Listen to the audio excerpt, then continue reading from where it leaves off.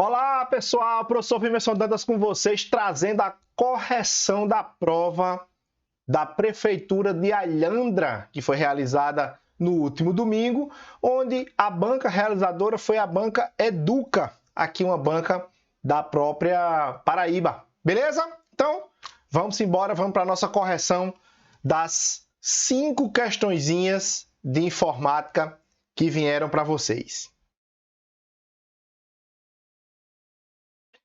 O Google Chrome é um dos navegadores de internet mais usados no mundo. Sobre o Google Chrome, então veja que é uma questão específica do navegador. Inclusive, é um dos assuntos que é bastante cobrado aí pela Banca Educa, né, que é com relação aos navegadores de internet. Assinale a alternativa que não descreve uma funcionalidade suportada pelo navegador. Ou seja, pessoal, a alternativa que é falsa. É isso? Então vamos lá.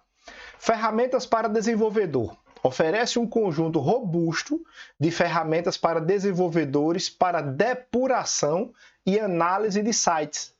Existe essa ferramenta sim no navegador. Obviamente ela é mais utilizada por desenvolvedores de software para descobrir alguma falha que esteja acontecendo no código gerado, no código HTML gerado para a página do site, ok? Então, essa ferramenta existe. Letra B. Pesquisa por voz. Usando o microfone, você pode fazer pesquisas e interagir com o navegador por comando de voz. Tanto no computador, né, no desktop, existe essa funcionalidade, quanto também no navegador presente no iOS ou presente no Android. Todos eles, né, o Google Chrome permite essa característica de pesquisa por voz. Eu tanto posso fazer a pesquisa por voz, por texto, por imagem. Eu posso enviar uma imagem e o Google Chrome consegue, através do site de busca do Google, fazer uma busca na internet, ok? Modo de navegação protegida. Presta atenção nesse nomezinho aqui, ó, protegida. É a navegação com suporte à criptografia de todas as páginas web acessadas. Pessoal, para poder a gente ter as páginas criptografadas, nós precisamos utilizar um protocolo de comunicação chamado HTTPS, certo? Não é através desse modo de navegação protegida. Até porque o modo de navegação protegida ele não existe. Essa funcionalidade aqui, ela não existe no navegador do Google Chrome, ok? Letra D. Sincronização da sua conta Google. Permite sincronizar favoritos, histórico, senhas e configurações entre dispositivos. Inclusive, por exemplo, se você está navegando no computador e salva um favorito, adiciona um determinado site, um determinado endereço ao favorito, ele também vai ficar disponível no seu smartphone caso sua conta esteja sincronizada. E vice-versa, se você salva no smartphone, vai sincronizar pelo computador.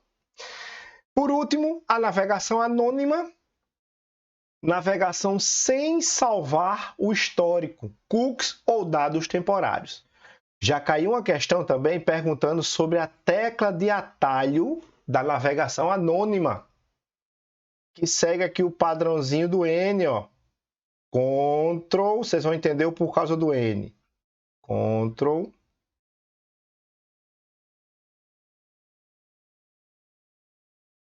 Shift,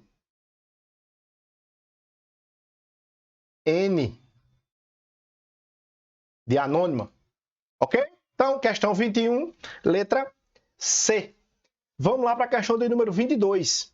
Essa questão envolve especificamente os tópicos de backup, tipos de memória que está dentro do tópico de hardware lá da nossa prova. Então, lembrando, até agora, né, na realidade, todas as questões, já fiz a análise de todas, nenhuma das questões tem situação de anulação. Todas elas estão dentro do edital, dentro do assunto cobrado, porém, vocês vão perceber que algumas questões elas estão um pouco aprofundadas, que é uma particularidade da Banca Educa, principalmente em se tratando de informática. Ela vai aprofundando um pouco mais o nível de conhecimento dos candidatos, ok?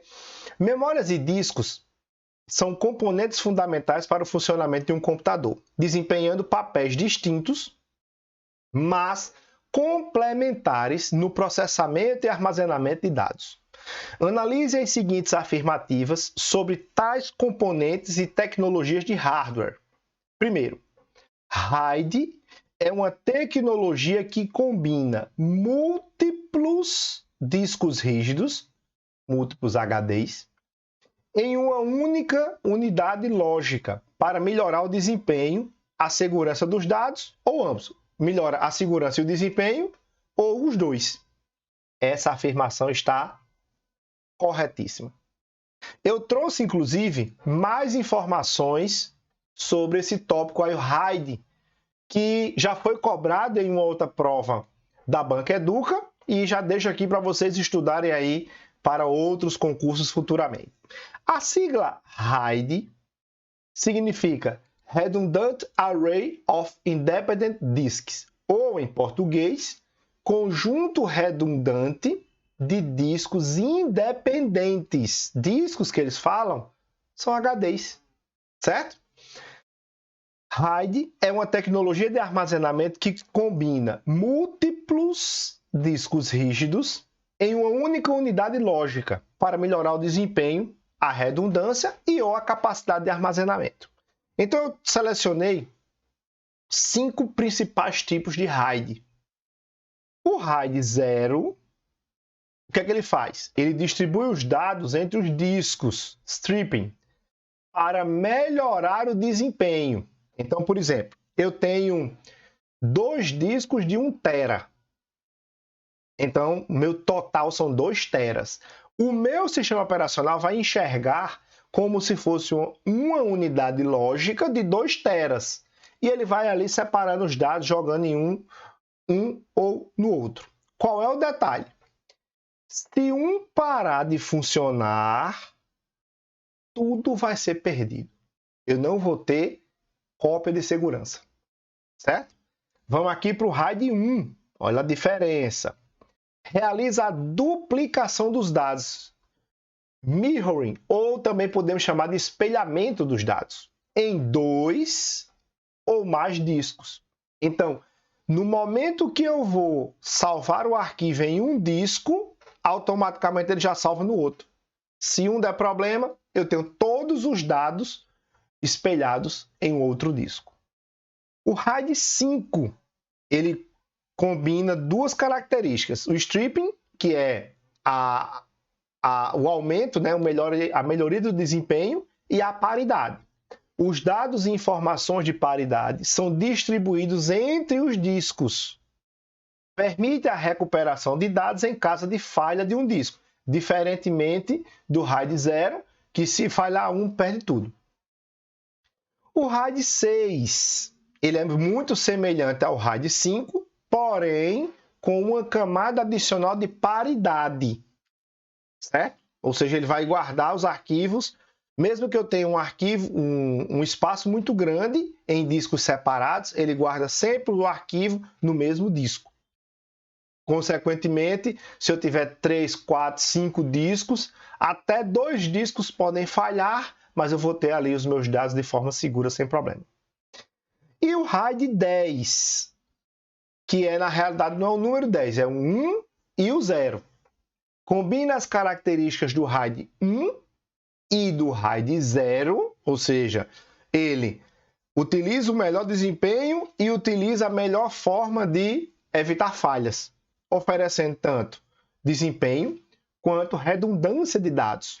Os dados são espelhados e distribuídos entre os discos disponíveis para o backup. Ok? Então, só uma explicaçãozinha rápida aí sobre os tipos de RAID. Numa próxima prova, a Banca Educa poderá cobrar esse conteúdo novamente. Segunda afirmativa. A memória ROM é um tipo de memória não volátil que armazena permanentemente dados essenciais, com o firmware de um dispositivo, que não podem ser alterados ou apagados durante o uso normal. Correto. Inclusive, pessoal, deixa eu mostrar uma coisa aqui para vocês.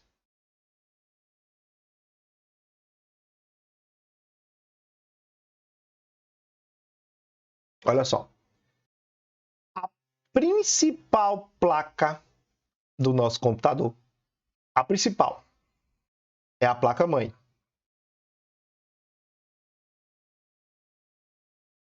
Na placa-mãe, vamos ter o processador, vamos ter a memória RAM, já a gente vai falar dela, né? O terceiro item da questão. E também existe uma memória na minha placa-mãe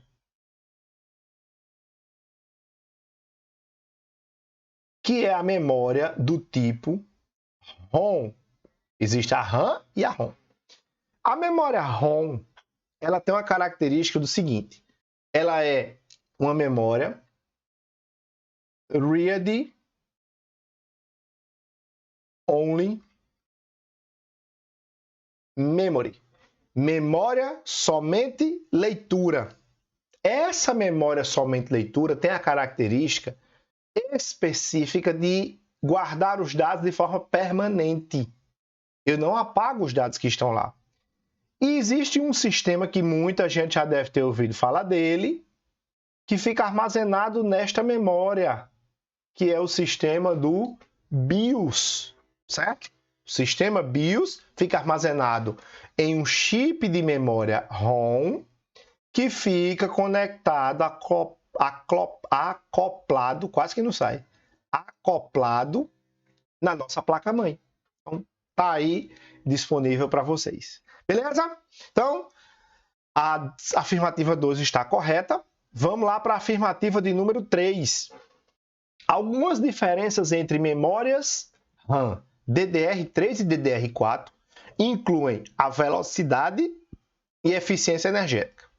A DDR4, tipicamente, oferece frequências mais altas do que a DDR3. Frequência que ele diz é a frequência de troca de informações com o processador. Realmente ela é mais rápida.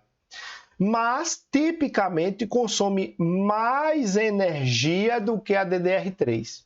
Pessoal, a evolução das memórias faz com que elas sejam mais rápidas e consumam menos energia. Ou seja, ela é mais rápida e aumenta a eficiência energética. Eu vou gastar menos energia para ser mais veloz. Ok? Então, nesse caso aí, está errado. Questão 22, 1 e 2 apenas, letra E. Vamos lá para a questão de número 23, não é isso? Que já fala sobre computação em nuvem, um outro tópico bastante cobrado aí pela banca Educa, que foi cobrada na Prefeitura de Alhandra agora, domingo passado. A computação em nuvem consiste no fornecimento de serviços de computação, incluindo servidores, que são os servers, armazenamento, banco de dados, rede, software, análise e inteligência pela internet, que a gente carinhosamente chama de nuvem, para oferecer inovações mais rápidas, recursos flexíveis e economias de escala. Usuários de computação na nuvem normalmente pagam apenas pelos serviços que usam, ajudando a reduzir os custos operacionais, a executar a sua infraestrutura com mais eficiência e escalonar conforme as necessidades da empresa mudam. Esse escalonamento, ele também é considerado, dentro do conceito de computação em nuvem, ele é chamado de elasticidade. Eu consigo aumentar e diminuir os meus serviços, a quantidade de serviço, o volume de serviço que eu preciso, isso aí em tempo recorde, certo? Então vamos lá.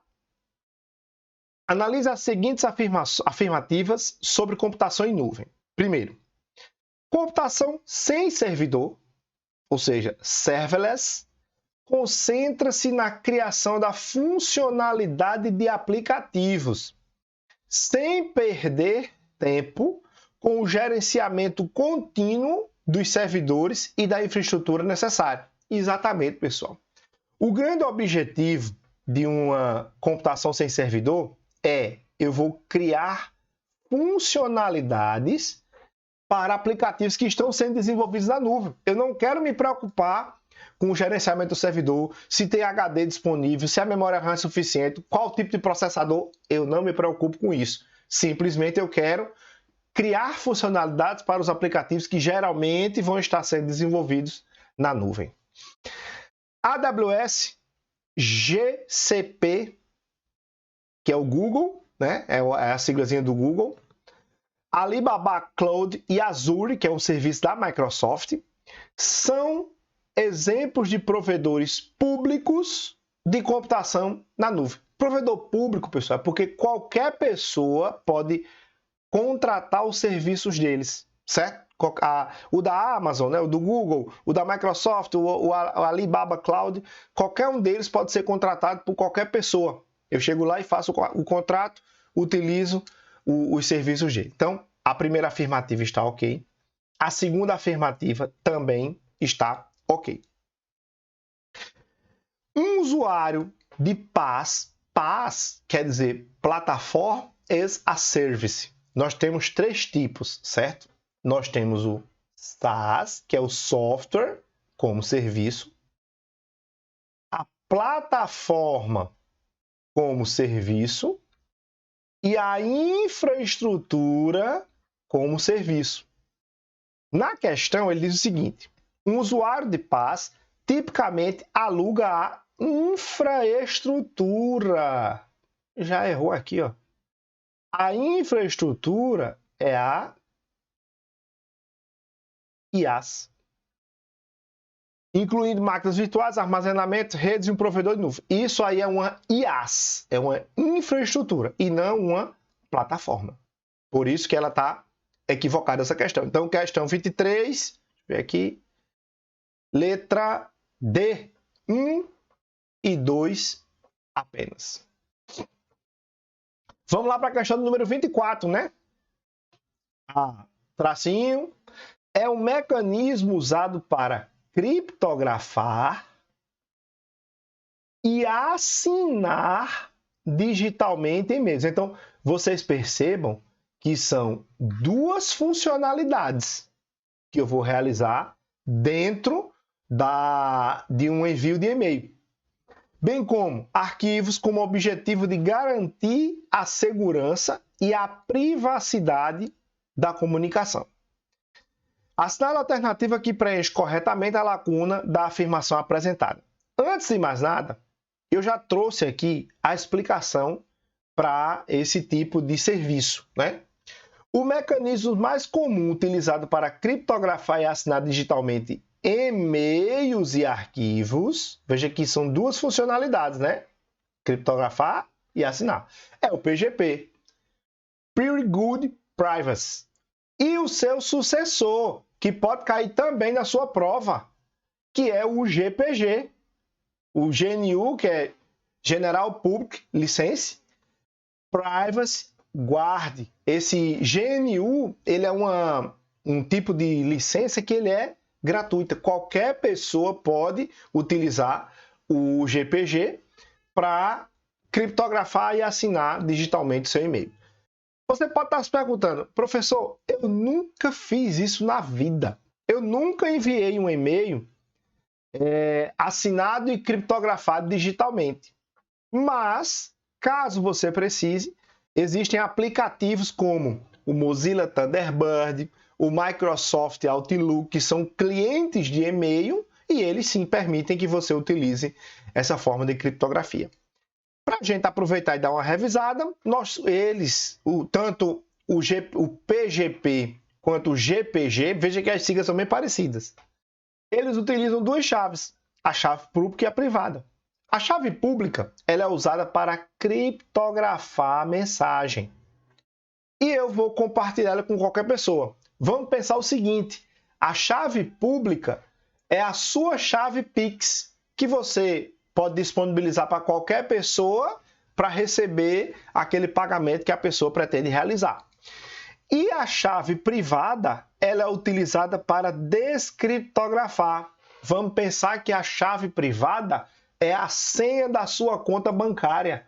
Então, a chave pública, todo mundo tem acesso, que é a sua chave Pix, e a chave privada, ninguém tem acesso, somente você, porque você vai utilizar ela para descriptografar a mensagem, por isso ela precisa ser mantida em segredo pelo proprietário, ok? E para a gente finalizar, a assinatura digital é quando o remetente deseja assinar um e-mail ou um arquivo, ele cria uma hash, que é um código da mensagem, e criptografa com sua chave privada. Então, quem vai ter acesso à minha chave privada? Somente eu. Quem pode assinar documentos digitalmente? Somente eu, devido à utilização da chave privada. Perfeito, pessoal? Então, questão 24. Opa, deixa eu só voltar aqui. Questão 24, PGP, né?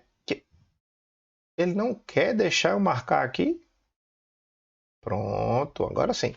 Questão 24, letra B, né? A tecnologia PGP. Vamos para a nossa última questão. Essa questão também já foi cobrada várias vezes pela Banca Educa. Né? Temos aí ela em dezenas de listas de exercícios nossas, inclusive. O sistema operacional Windows 7 contém atalhos que podem aumentar a produtividade de seus usuários. Analise as seguintes informações sobre os atalhos do Windows 7. Considere o Win, a palavrinha Win, como uma forma abreviada para se referir à tecla Windows, a tecla com o logotipo do Windows. O Windows M minimiza todas as janelas? Certeza. O Windows X inicia a caixa de diálogo executar, que permite executar um arquivo ou programa? Não. Executar, em inglês, vem de run. Ou seja, a tecla de atalho para executar é a tecla Windows mais R. Certo? O Windows mais R permite executar um arquivo ou um programa. O Windows X, ela vai executar, vai abrir as opções do menu iniciar. Preste atenção. Quando a gente pressiona a tecla Windows, ela vai abrir o menu iniciar. Quando eu pressiono o Windows X, eu vou visualizar as opções do menu iniciar. Entenda da seguinte forma. Caso você clique com o botão direito no menu iniciar, vão ser apresentadas as opções do menu iniciar. É exatamente isso que a tecla Windows X realiza. Por isso que está errado. O Windows B bloqueia o computador? Não. Novamente, bloquear é a palavrinha locker. Eu vou bloquear. Então, Windows L de locker, ou seja, a terceira afirmativa está errada. E a tecla Windows B serve para quê? Quando eu pressiono o Windows B, eu vou acessar os ícones ocultos da área de notificação. Então, vamos montar na cabecinha da gente, né? Aqui eu tenho a área de trabalho. Na área de trabalho, eu tenho a barra de tarefas. Na barra de tarefas, eu tenho aqui o botão iniciar e no canto inferior direito, eu tenho aqui o relógio. Ao lado do relógio, pessoal, ao lado do relógio, nós temos os ícones. Esses ícones estão presentes na área de notificação. Então, para acessar esses ícones, nós vamos utilizar o Windows B. Tudo certo? Então, questão 25, letra A. Apenas uma afirmativa está correta. Pessoal, se gostaram dessa aula, não esqueçam de deixar o like aqui no meu canal. Também quem não tiver inscrito, se inscreva, porque toda semana tem vídeo novo aqui no canal. Beleza? Um abraço, fiquem com Deus e até a próxima. Tchau, tchau.